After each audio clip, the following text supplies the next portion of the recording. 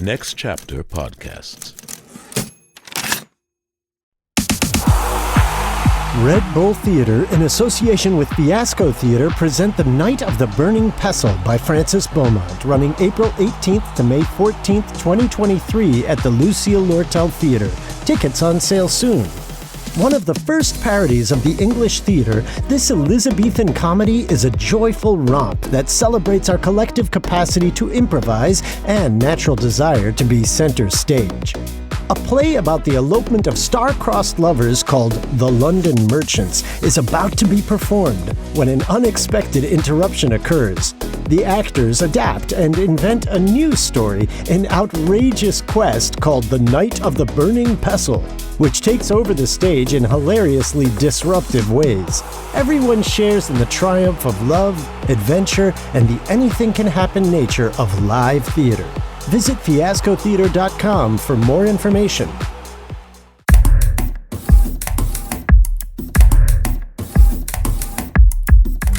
Next Chapter Podcasts, in collaboration with Fiasco Theater, presents the Play On podcast series, Measure for Measure.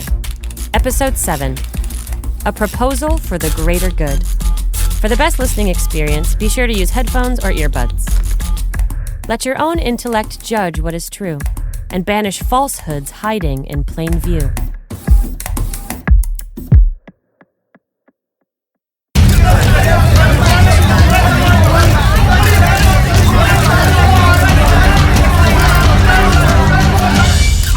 Is this the witness, Friar? Your Grace. First, let her remove her veil, and then she may speak. Pardon, my lord. I will not show my face until my husband bids me. What, are you married? No, my lord. Are you a maid? No, my lord. A widow, then? Neither, my lord. Why, you are nothing, then, neither maid, widow, nor wife? Oh, my lord, she may be a whore. For many of them are neither maid, widow, nor wife. Huh? Silence that fellow! see. I wish he had cause to defend himself. All right, my lord, jeez. My lord, I do confess I am not married, and I confess besides that I am no maid. I have known my husband, yet my husband knows not that ever he knew me. Oh, he was drunk then, my lord, right? There's nothing for it. In the name of silence, I wish you were too. Okay, good enough then, my lord. This is no witness for Lord Angelo. Now I come to it, my lord.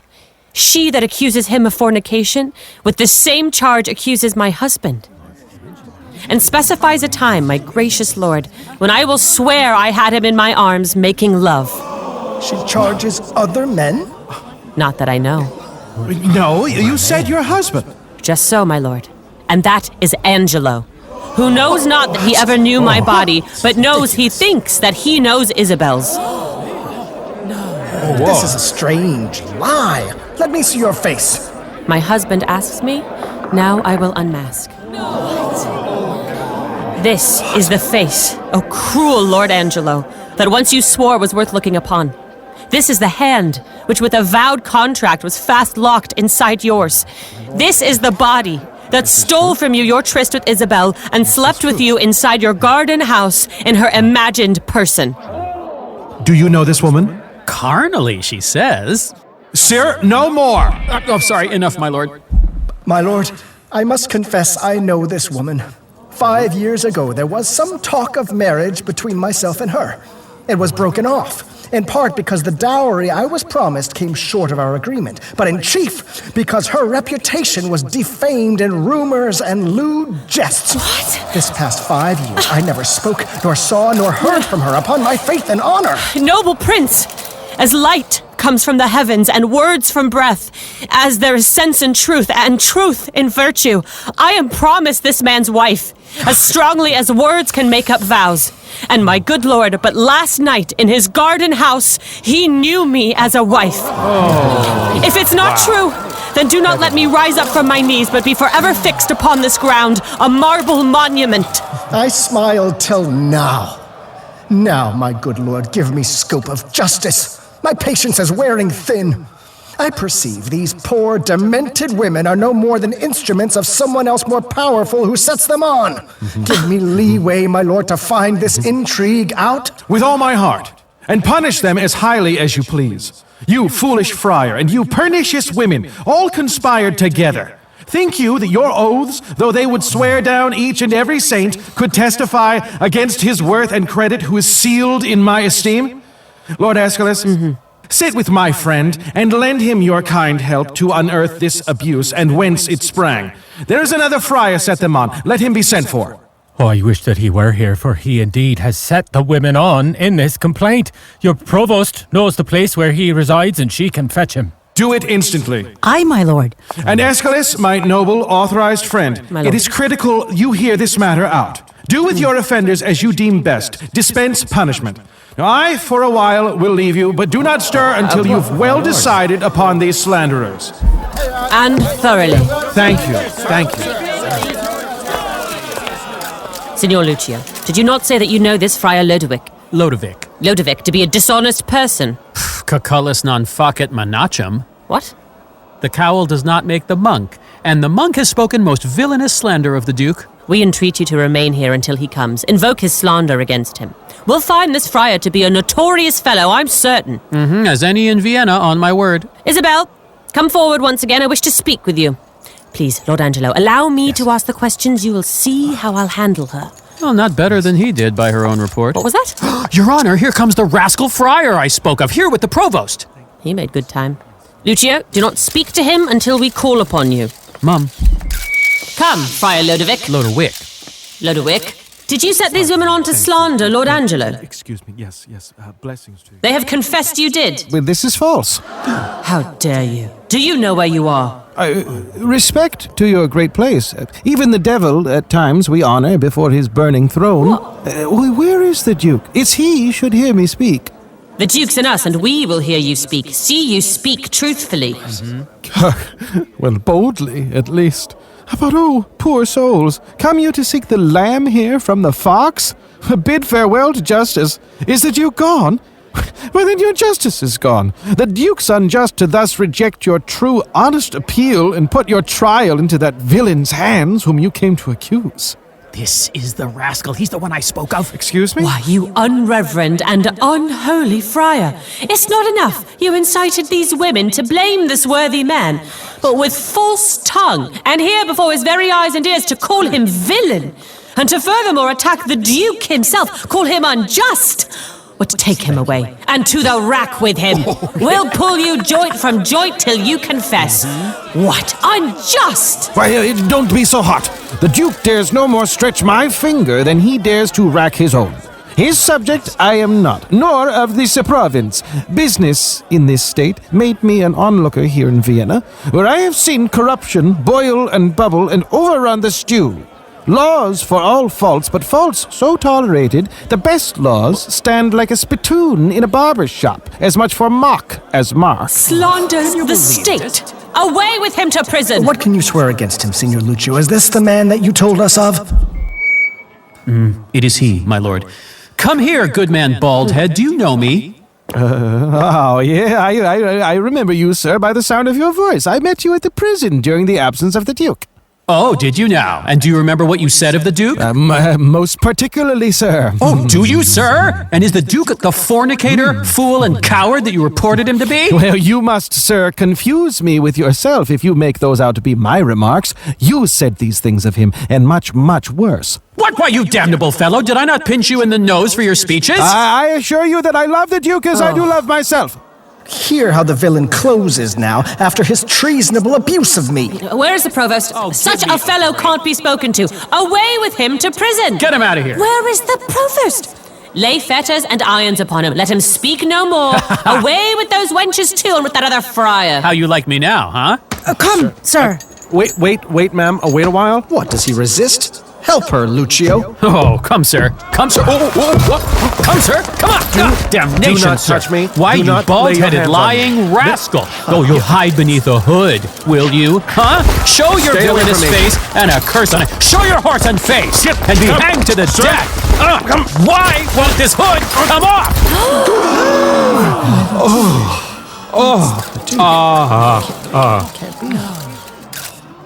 Well, you're the first fool to ever make a duke. First, provost, Yes. Let me bail these gentle three. Oh, my goodness. Thank you so much. No, sneak not away, sir.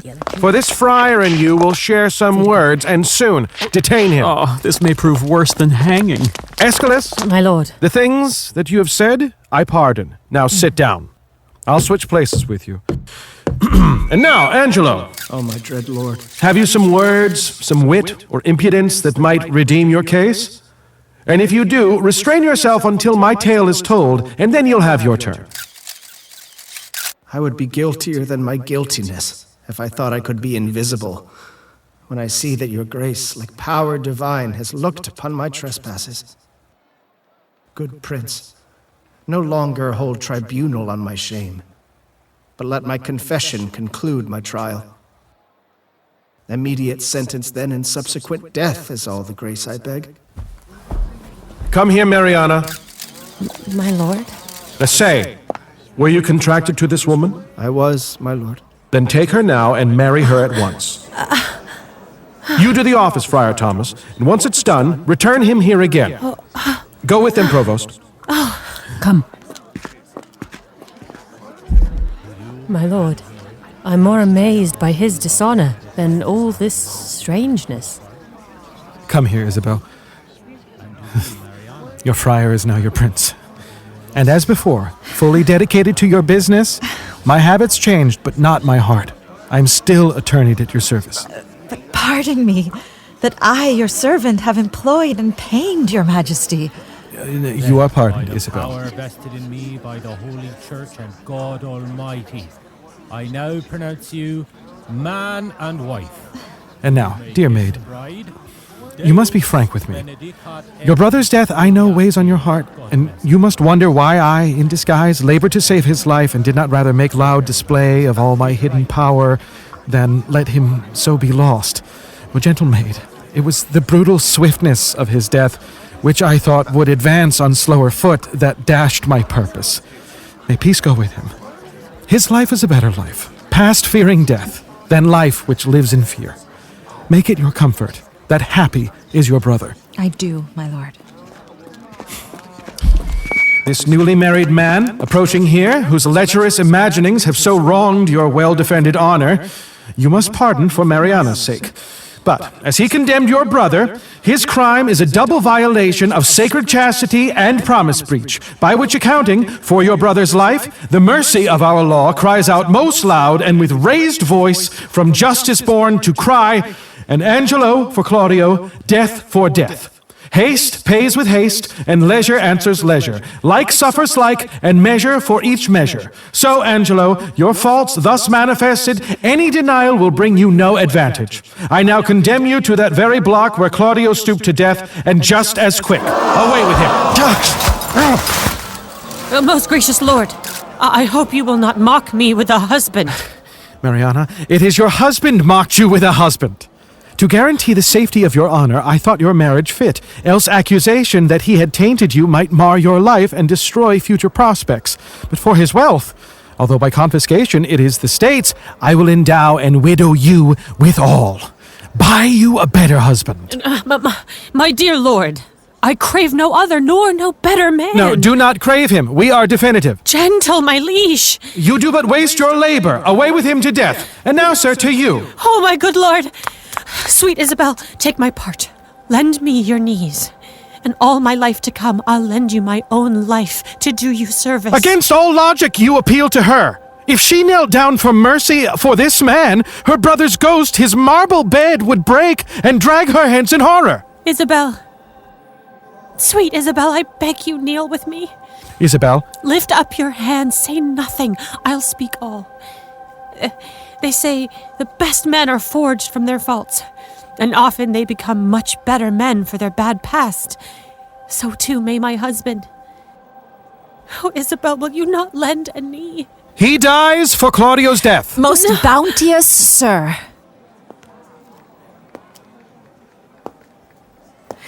Look, if it please you, upon this man condemned as if my brother lived. I somewhat think a true sincerity governed his deeds until he looked on me. Since it is so, let him not die. My brother had justice in that he did the thing for which he died. For Angelo, his bad intent did not influence action and must be buried as an intent that perished by the way. Thoughts are not actions, and intents are merely thoughts. Merely, my lord. Your suit's unprofitable. Stand up, please. I now recall another high offense. Provost, how came it Claudio was beheaded at that unusual hour? By command. And had you a special warrant for the deed? No, my good lord, it was by private message. And for this, I discharge you of your office. Give up your keys. Pardon me, noble lord. I thought it might be wrong, but was not sure, and yet I did repent. After reflection. For proof, I offer. There's a man in custody who should by private order else have died, who I have kept alive. And who is he? His name is Barnardine. I wish you had done this for Claudio. Go fetch this man and let me look on him. Aye, my liege.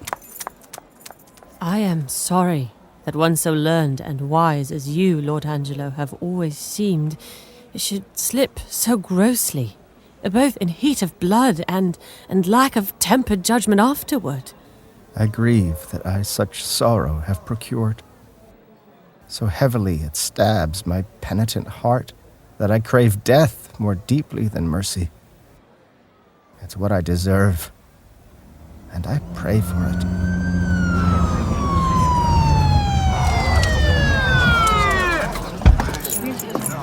Where is Barnardine? Here he is, my lord. Get your hands off! Now, there was a friar that told me of this man. Sir, you are said to have a stubborn soul that comprehends nothing beyond this world and lives accordingly. You are condemned, but for your earthly faults, I pardon all, and pray you use this mercy to attempt at better times to come. Friar Thomas, advise him. I leave him in your hands. Come with me, my son. Though your my sins God. be many, yet Thank is you. God's love Thank you so great much. enough for Thank you, them. Friar. Oh my God, thank you. I'm free. My lord, there is another prisoner I have saved who should have died when Claudio lost his head, as similar to Claudio as himself. Here he is. Claudio! Isabella! If he looks like your brother, for his sake is he pardoned. And for your lovely sake, give me your hand and say you will be mine. He'll be my brother too. But I should wait. By now, Lord Angelo believes he is safe. I think I see a quickening in his eye. Well, Angelo, your evil's well repaid. See that you love your wife. Her worth's as yours. I find a willing forgiveness in myself, and yet there is one here who I cannot pardon. Yes, you, sir. Me? Who called me fool, who called me coward, a man of lechery, an ass, a madman. Pray, what have I done to you to deserve that you extol me thus? Faith, my lord, I spoke it as a joke. If you wish to hang me for it, you may, but I had rather, if it would please you, that I might be whipped. Whipped first, sir, and hanged after.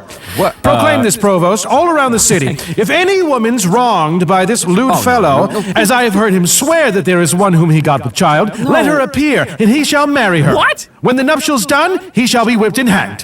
I beseech your highness, do not marry me to a whore. Your highness said just moments ago I made you a duke. My good lord, do not repay me by making me a cuckold. Upon my honor, you will marry her. Your slanders I forgive, and in addition, your other punishments. Take him to prison, and see how it will be done. Well, now, marrying a whore, my lord, is pressing to death, whipping, and hanging all in one. And slandering a prince deserves it. Hey, let me just say one more thing. Will you get him out of here? Okay, don't wait! She, Claudio, who you wronged, now marry. Thank you, my lord. Joy to you, Mariana. Thank you. Love her, Angelo. I have confessed her, and I know her virtue. I will, my lord. Thanks, good friend Aeschylus. For your goodness, there is more that will express my gratitude. And thanks, Provost, for your care and secrecy. I'll soon employ you in a worthier place. Thank you, sir. Forgive her, Angelo, who brought to you the head of Ragazine for Claudio's. The lie pardons itself. Yes, my lord. And dear Isabel, My lord? I've a proposal for the greater good, I hope. If you'll a willing ear incline, that what's mine will be yours, and yours will be mine.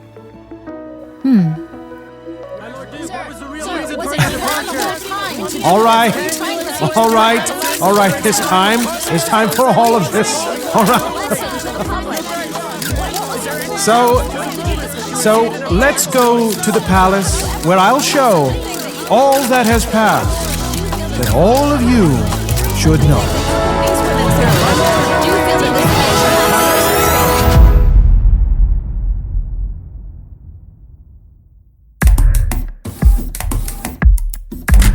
The Play On podcast series Measure for Measure was translated into modern English verse by Aditi Brennan Kapil and directed by Jesse Austrian.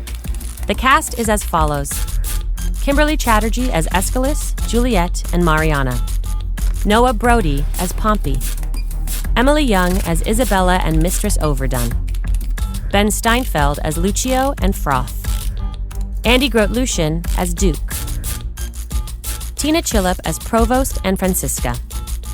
Devin E. Hawk as Claudio, Barnadine, and Second Gentleman. Paco Tolson as Elbow, Aporson, Friar Peter, and First Gentleman. Paul L. Coffey as Angelo. Jesse Austrian as Receptionist and Miscellaneous Voices. Michael Goodfriend, Miscellaneous Voices.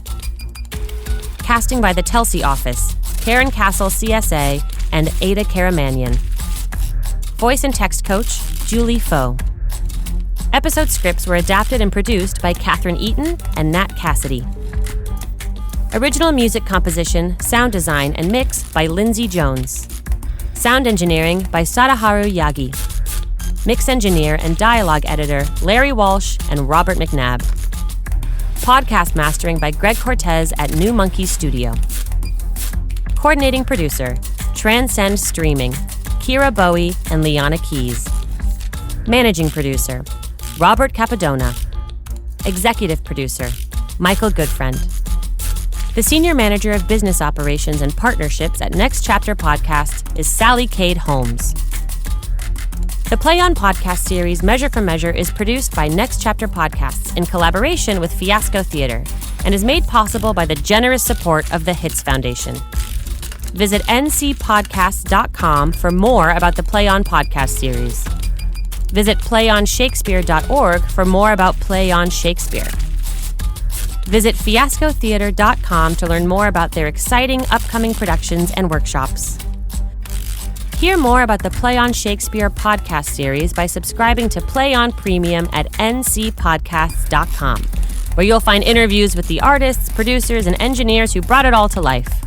And remember, let your own intellect judge what is true, and banish falsehoods hiding in plain view.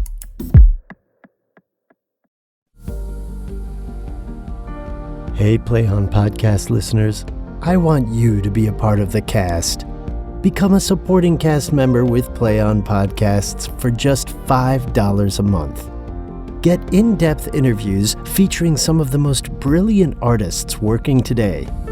I talk to actors, playwrights, directors, and producers from the worlds of theater and Hollywood, pulling back the curtain on why they got into their profession, why these stories are so relevant today, and providing context on the process of making these plays in the podcast format.